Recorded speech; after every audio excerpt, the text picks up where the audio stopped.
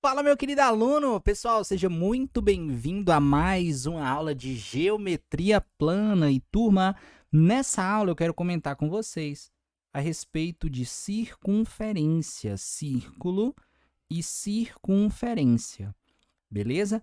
Lembrando que nós estamos na parte 2 deste conteúdo, até porque na primeira aula, turma, a gente comentou a respeito dos elementos que compõem um círculo e uma circunferência, saber diferenciar círculo de circunferência, elementos, corda, diâmetro, raio, arco, tá? Tem que ficar de olho nisso daí. Consequentemente, a gente viu área e comprimento da circunferência. Turma, qualquer dúvida que você tiver ao longo do processo, segue a gente lá no Instagram, @professor Ian Ribeiro. Qualquer dúvida que você tiver, manda pra gente, curte, comenta, compartilha, marca lá também o nosso perfil, beleza? Turminha, vamos revisar algumas coisas que já comentamos na aula anterior, tá bom? Aqui, na verdade, é para a gente pegar um gancho e seguir os nossos estudos. Ponto. Lembra que o círculo e a circunferência é um elemento só, né? Na verdade, o círculo ele é a ideia do recheio e a circunferência é a ideia da borda, mas é uma figura perfeita. Lembra que o fato de ser uma figura perfeita, a gente tem um centro, e lembra que eu comentei que qualquer ponto que você pegar pertencente à circunferência, lembra que essa distância vai ser a mesma do centro. Essa distância ela é chamada de raio. Ponto. Lembra que eu falei que se você estender esse segmento passando pelo centro, eu tenho exatamente o diâmetro, que é a corda máxima, aquela corda que passa pelo centro. Beleza? Show de bola. Turminha, carregamos dois pontos principais na primeira aula, que é exatamente a ideia de como calcular a área de um círculo, porque área é preenchimento de superfície. E aí eu comentei isso aqui, ó, πr ao quadrado. Turminha, lembra que esse r que está aqui, ele é o raio da circunferência, tá? É exatamente esse segmento aqui. Mas, professor, poderia ser esse segmento aqui? Poderia. Tem o mesmo valor, é o raio. Turma, lembra que isso daqui é uma constante matemática, que a questão ela vai te fornecer a aproximação, então não se preocupe com relação a isso daí. Vimos também como que você calcula o comprimento de uma circunferência, que é 2πr, beleza? Lembrando que esse r também é o raio, tá? Então, é algo que você fica de olho, porque você já percebeu que você vai utilizar, certo? E aqui, turminha, o nosso C a gente chama de comprimento. Turma, o que eu acho bacana você sempre frisar em relação ao comprimento é porque é sempre a percepção do quanto que você gasta de medida para dar uma volta, tá? Lembra que eu ainda comentei aquela ideia de você cortar a sua circunferência em qualquer ponto e pegar uma fita e abrir. Então, você está fechando o barbante uma vez. Então, é uma volta que você acaba realizando. Show de bola? Tranquilo?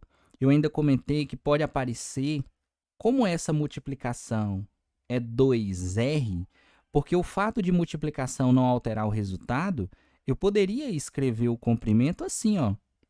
Só que a gente consegue enxergar que esse 2R é o diâmetro. Então, turma, eu posso escrever assim, não tem problema, Tranquilo? Lembre-se que isso daqui é o nosso diâmetro. Ponto. Tá? Carrega essas duas equações para sua avaliação, porque realmente é base de muitas questões. Mas o que a gente vai ver agora, turma, vai partir disso daqui, certo? Entenda que isso daqui é base para trabalharmos o próximo conteúdo. Observe. Isso aqui se chama área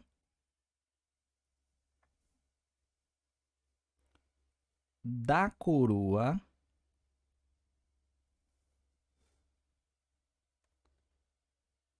circular. Área da coroa circular. Turma, qual que é a ideia por trás disso daqui? Primeira coisa, nós vamos pensar assim, ó. Considere 2 círculos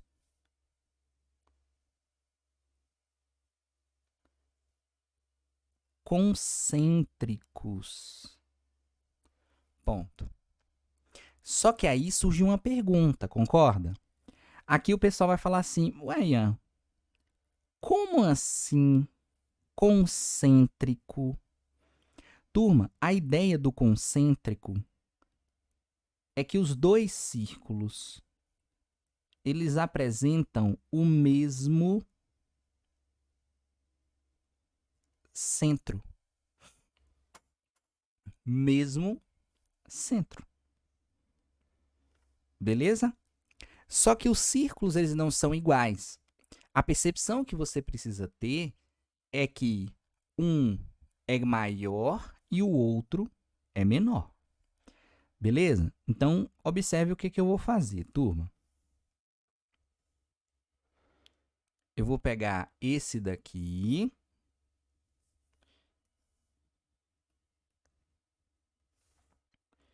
E eu vou pegar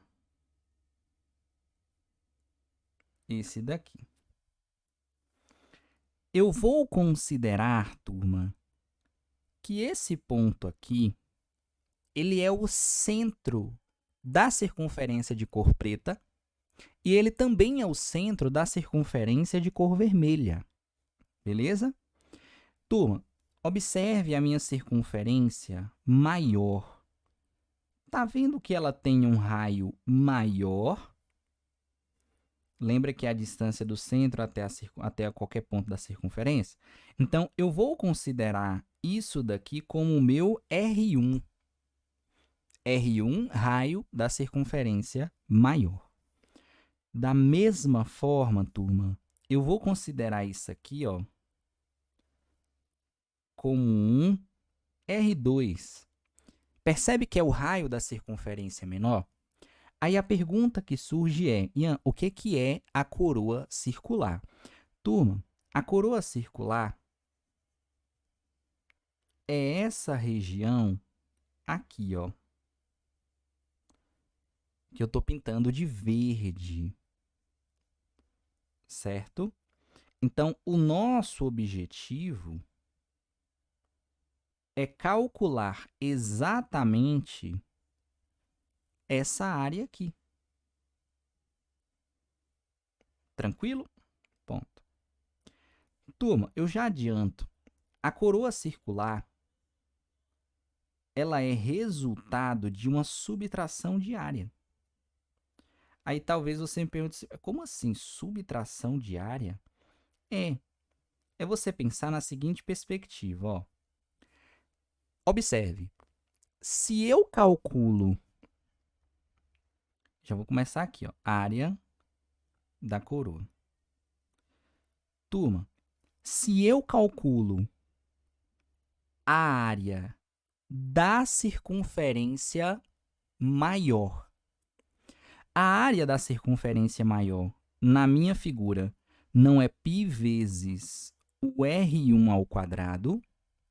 É. Só que, turma, quando você pensa na perspectiva da área maior, a realidade é que é isso aqui tudo, correto?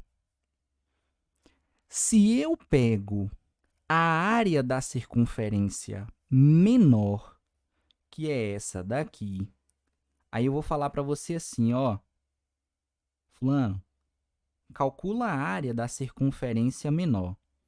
A área da circunferência menor não me fornece exatamente esse preenchimento? Se você pegar maior e subtrair essa área daí, não vai formar exatamente a coroa circular? Vai.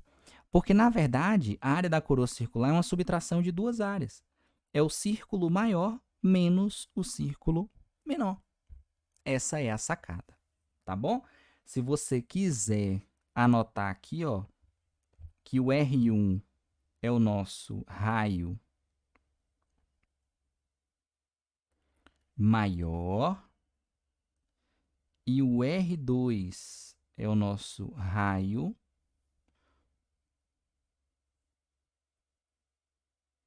menor. Pronto. Tranquilo? Visualizou a perspectiva de uma coroa circular? É isso daqui que você vai fazer.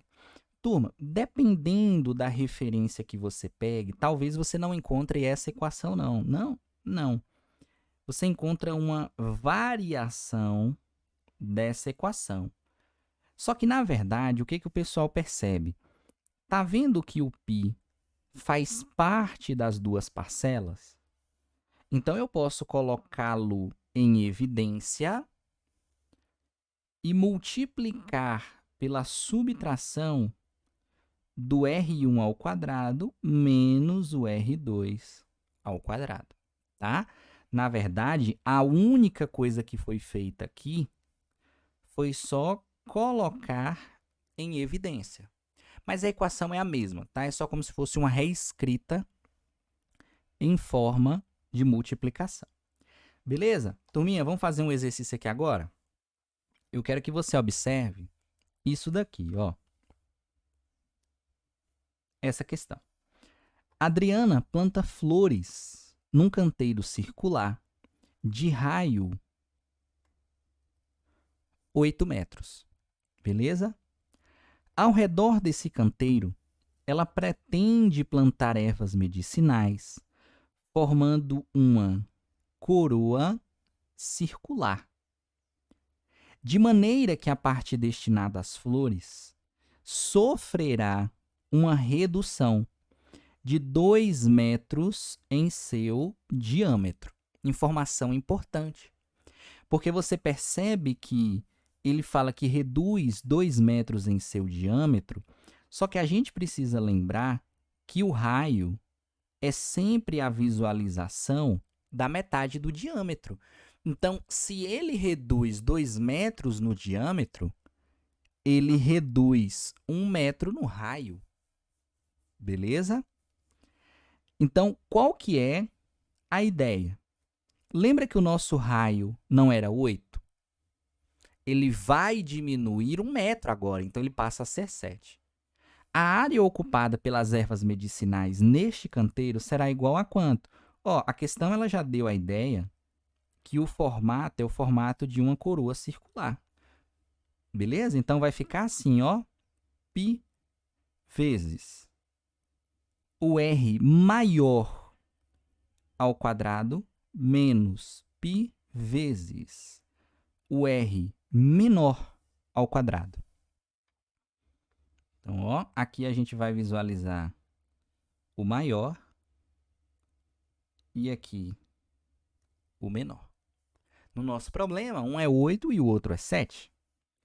Então, ó, a área igual π vezes 8 ao quadrado menos π vezes 7 ao quadrado. Área igual π vezes 64 menos π vezes 49. Beleza? Aqui tem uma informação, turma, que vale a pena registrar, porque às vezes vai ter gente que vai perguntar assim, mas Ian, e em questão do π, eu faço o quê? Depende muito, porque se a questão ela te dá a aproximação, você substitui. Se a questão, olha as alternativas, ela não deu, mas ela colocou a resposta em função de π. Então, a única coisa que eu faço aqui, é essa subtração e eu conservo o π como variável. Então, a resposta correta, letra C, 15π. Show de bola? Tranquilo? Turma, para a gente finalizar, a gente vai comentar uma situação que é chamado disso daqui, ó. São posições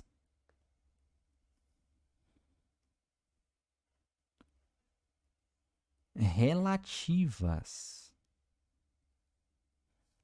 certo? Só que as posições relativas envolvendo circunferência é você pensar, turma, na seguinte ideia. Observe, ó. Eu vou colocar aqui a nossa primeira circunferência, tá? Nessa circunferência, eu vou marcar 3 pontos. Aqui, aqui, eu vou marcar aqui. Então, ó, ponto A, ponto B, ponto C. O que eu quero que você perceba? O meu ponto A não está em cima da circunferência, está. Então, eu posso falar assim, ó, ponto A pertence.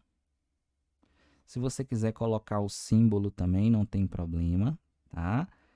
Pertence à circunferência. Eu vou colocar como lambda, fazendo parte do nome da circunferência. Então, faz parte, pertence à circunferência, tá? De modo, entenda assim, turma, de modo que está exatamente em cima da circunferência.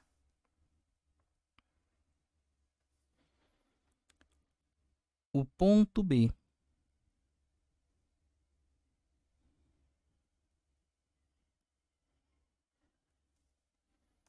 está interno à circunferência. Beleza? Porque está dentro da minha circunferência. Ele não está nem em cima nem fora. O caso do ponto C, ó, o ponto C é chamado de externo.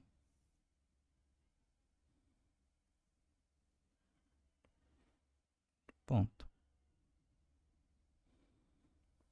Beleza? Tem muitas situações, turma, que faz menção em relação à distância também. Por exemplo, ó, lembra que a minha circunferência ela possui um centro? A distância do centro até o ponto A é exatamente o raio. A distância do centro até o ponto B, percebe que o B ele não está dentro, ele não está em cima da circunferência, ele está dentro. Então, é uma distância menor do que o raio, concorda? Seria igual se fosse aqui, ó. Mas como ele está aqui, essa distância é menor do que o R. Essa distância daqui, concorda que é uma distância maior do que o raio? Porque o raio seria até aqui, mas eu ainda tenho essa parte aqui, ó. Certo? Então, tem que ter muito cuidado, turma, com relação a esse tipo de distâncias. São chamadas de distâncias de comparação que você pode ter. Show de bola? Turminha, próxima posição relativa que a gente trabalha, eu vou colocar aqui agora em relação reta e circunferência. Beleza? Observe. Eu vou colocar uma reta aqui. Observe. Eu vou colocar uma reta aqui. Eu vou colocar uma reta aqui.